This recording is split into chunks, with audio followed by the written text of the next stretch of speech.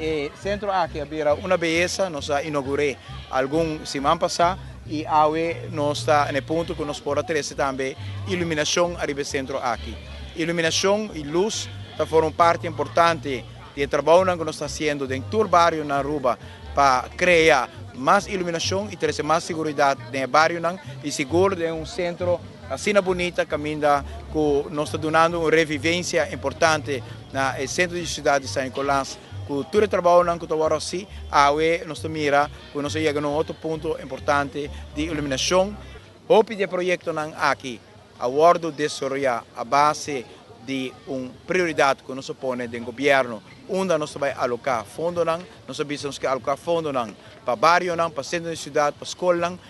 Colega Benny Sivenger, ministro de Infraestrutura, com maneira de sempre de engenheiro e arquiteto do governo aqui, trabalho na ideia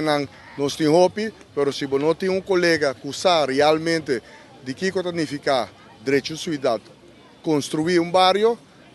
então não pode trabalhar com nossa binta sem uma pessoa, maneira senhor Sivenger, e também é maneira que vai me que é líder do país aqui, é primeiro-ministro de nosso país, é líder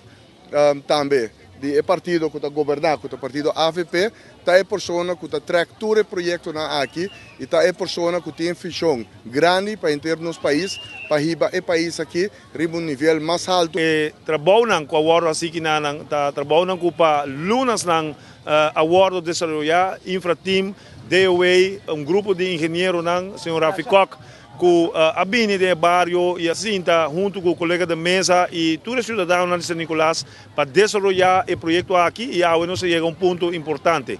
Nós estamos conscientes de desenvolvimento como se passa ainda no centro da cidade, nós estamos aqui na Plaza Novo, nós estamos direita St. Martin Street, Village 251, aqui na